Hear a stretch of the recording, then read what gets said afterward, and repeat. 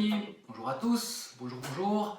Dada Sandro pour la méthode de Gasquet. Donc pour ceux qui ne me connaissent pas, je suis formateur pour la méthode de Gasquet. Je suis professeur d'éducation physique à la base, coach sportif, professeur de cours collectifs, professeur de yoga, concepteur de programmes pour l'Institut de Gasquet. J'organise aussi des stages de yoga à l'étranger, surtout en France, à la montagne. Et mon activité tourne aussi bien au niveau de la remise en forme, de la musculation que du yoga et surtout tout ce qui est sangle abdominal. Mais aujourd'hui, on va surtout aller vers le yoga et la souplesse. Je vais vous présenter une posture qu'on appelle Uttanasana. C'est en fait une pince, une flexion avant, flexion de buste, qu'on appelle donc Uttanasana.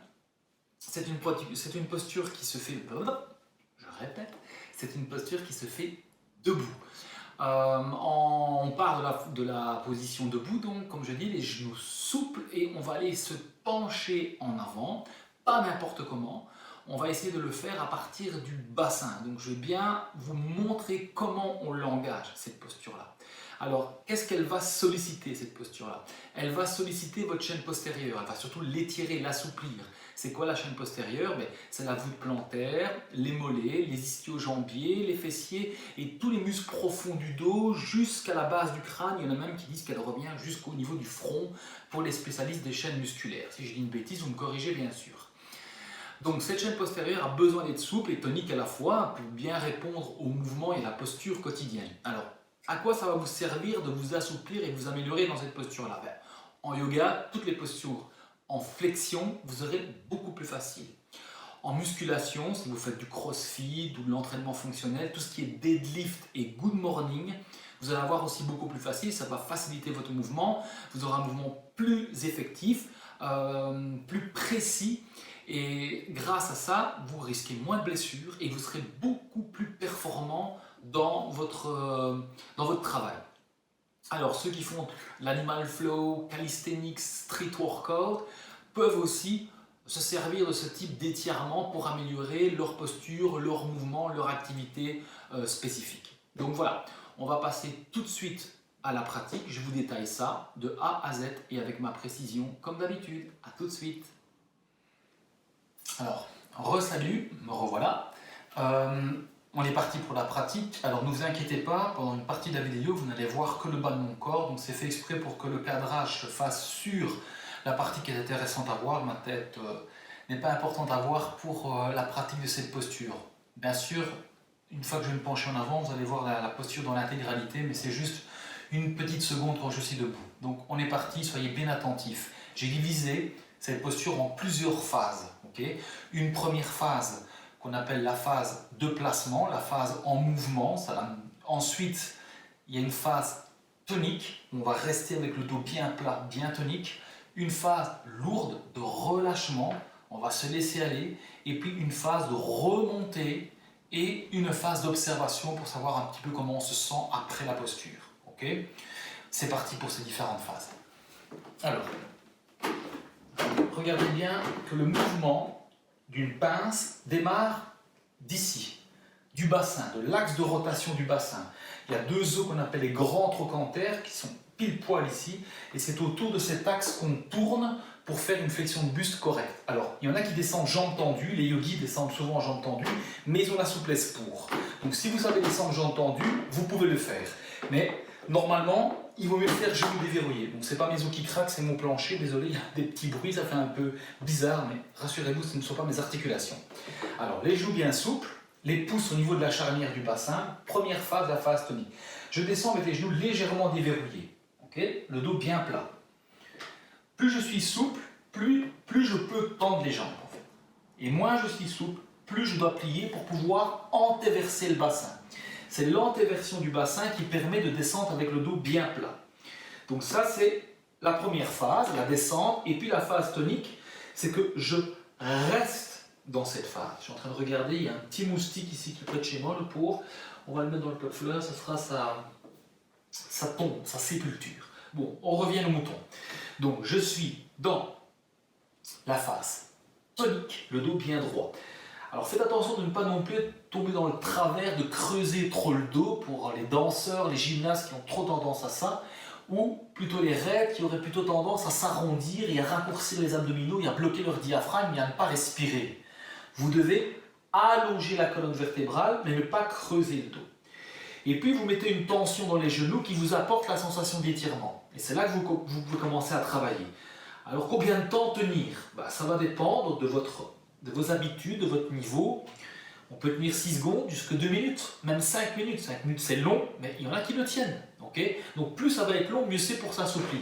Maintenant vous pouvez réduire et couper en morceaux et faire plusieurs phases. Ça c'est vous qui choisissez. Ensuite, la phase qui va suivre est une phase de relâchement. Je laisse aller le ventre, la poitrine, la tête et les bras. Je laisse complètement aller. Donc si vous avez difficile à vous relâcher, c'est que vous n'avez pas plié assez les genoux et pas assez antéversé le bassin. Regardez bien là, le mouvement de mon bassin. Vous voyez comme il tourne. Ça c'est l'antéversion et c'est ce que vous avez vraiment besoin pour vous relâcher dans la pince. Les pieds sont parallèles, largeur du bassin, il peut y avoir des variantes. Encore les craquements, désolé. Vieux plancher. Donc le ventre est sur les cuisses. On est relâché. On peut remettre une phase d'étirement simplement en donnant un peu plus de tension dans les jambes. Ok? Ça peut même jusque trembler dans les jambes. Ok? Ceux qui sont très souples peuvent quasi tendre les jambes totalement.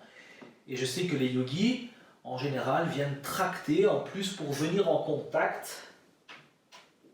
Ventre sur cuisse, poitrine sur genou et tête le plus bas possible. Alors n'essayez pas de mettre votre tête comme ça sur votre genou, on va souvent avec des rebonds. Ça sert absolument à rien. Ok? Essayez plutôt de bien allonger votre abdomen, de bien ouvrir votre poitrine et de dégager la tête vers le bas par le sommet. Voilà, et là, vous pouvez tracter pour améliorer votre souplesse, améliorer l'intensité d'étirement, okay? Améliorer la fermeture, tendre un peu plus fort les jambes et bien contracter les quadriceps.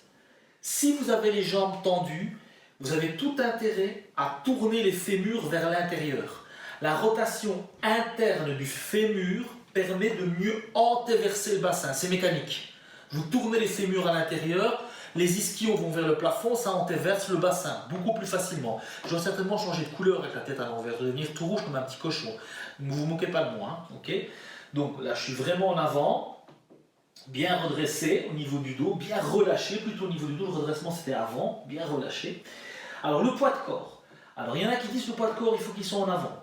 Le poids de corps, il faut qu'il soit en arrière, qu'il soit au milieu. Bon, on va mettre tout le monde d'accord. On va aller en avant et en arrière en fait. On va mettre le poids de corps vers l'avant du pied sans crisper les orteils. Okay, et par contre, on va repousser les fesses vers l'arrière et le haut. Donc le poids du corps est sur l'avant du pied, mais on repousse les fesses vers l'arrière et le haut, ça s'équilibre. Vous allez voir, si vous suivez ça, ça tire vraiment bien fort dans les jambes. Okay, maintenant, tous ces détails-là, vous les mettrez au fur et à mesure de votre apprentissage. Au début, on ne met pas trop de détails parce qu'on ne tient pas le coup déjà. Voilà, donc ça fait déjà un petit bout de temps que j'y suis, hein, là. En même temps, je fais mon entraînement de souplesse comme ça. Ça, donc, c'est la phase de relâchement avec une petite intensité en plus et la correction du poids du corps, l'orientation correcte du poids du corps. Pour remonter, je vous conseille de déverrouiller les genoux, de replier les jambes, ça va être beaucoup plus facile, et de mettre les mains sur les genoux pour les débutants et redresser comme ça, le dos bien droit, boum, hop, les débutants ils se redressent comme ça. Si vous êtes plus avancé, vous mettez les bras devant, vous tendez vos bras devant. Attention, pas avec le dos rond, essayez d'aplatir votre dos. Et là, vous allez stimuler vos paravertébraux. Vous allez faire du dos. Et attention, au moment où vous n'allez plus me voir, enfin, plus voir le buste, on expire, on remonte, et on remonte avec le dos bien plat, très étiré. Quand on arrive en haut, en fait, on a les bras dans le prolongement du dos. Donc il faut remonter en alignant les bras et le dos et remonter avec le dos bien plat. Ok? Donc on va résumer. Position de base, je suis debout, genoux souples. Première phase, je descends en dos plat. C'est la phase de descente, la phase dynamique, dos plat. Phase tonique, d'étirement avec le dos bien plat. On essaye de tendre le plus qu'on peut. Avec le poids du corps en avant, les fesses vers l'arrière et le haut. Phase suivante, le relâchement. Ventre, poitrine, tête, bras. Avec genoux souples si nécessaire, pour antéverser le bassin. Ensuite, j'essaye de tendre les jambes du mieux que je peux. Et si je suis plus souple, je peux tendre totalement, tournant les cuisses à l'intérieur, voire tracter avec les bras pour amener le ventre vers les cuisses et allonger la colonne vertébrale le plus fort possible. Ou tu peux rester déverrouillé. Quand tu as fini ce relâchement, tu plies un peu plus fort tes genoux et tu remontes, soit avec les mains sur les genoux, soit avec les bras dans le prolongement du dos, mais n'oublie pas de t'aligner. Tu vois, vraiment ici, j'ai un alignement entre le bras et toute la colonne vertébrale. J'expire, je remonte avec le coccyx tiré entre les fesses. Le périnée t'aide à remonter. On est chez De Gasquet, donc on tient le coccyx entre les fesses.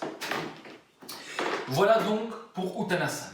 Vous avez vu que j'ai passé quand même un petit peu de temps dedans. C'est à vous à voir combien de temps vous tenez. Prolongez au fur et à mesure votre temps de travail. Ok ? 5-6 secondes au début dans l'étirement, c'est suffisant. Jusque 2 minutes. Et là, vous allez vraiment vous assouplir. Alors, voilà. C'est fini pour Uttanasana. Alors, si cette posture vous a plu, surtout la manière dont je l'ai présentée, la manière dont je l'ai décrit, si les exercices vont vous servir, vous trouvez ça chouette, mais mettez un petit pouce. Abonnez-vous à ma chaîne et n'oubliez pas d'activer les notifications, comme ça vous allez recevoir à chaque fois que je mets une nouvelle vidéo, vous allez recevoir un petit message qui vous dire hey, petite nouvelle vidéo, viens voir. Donc voilà, j'espère vous retrouver très vite dans une prochaine vidéo. N'hésitez pas aussi à partager, faites partager la bonne nouvelle, comme je dis c'est gratuit, donc autant que tout le monde en profite. Et dernière chose, n'oubliez pas que vous pouvez aussi suivre des cours avec moi, des cours en ligne. Donc si vous êtes en France, vous êtes n'importe où en Europe, il n'y a pas de problème tant que vous parlez français. Mais vous pouvez suivre ces cours-là avec moi en ligne. Je mets les liens en bas dans la vidéo. Vous pouvez également suivre des programmes en ligne. J'ai fait un programme spécifique renforcement de la sangle abdominale, le programme abdos sur 6 semaines. Et un programme spécifique mal de dos ou prévention des mal de dos. Là, je suis en train de travailler sur un programme yoga et stretch qui sera bientôt mis en ligne. Enfin, bientôt, je ne sais pas quand, parce qu'il y a encore un petit peu de boulot. Donc voilà, à très bientôt. Bisous à tout le monde.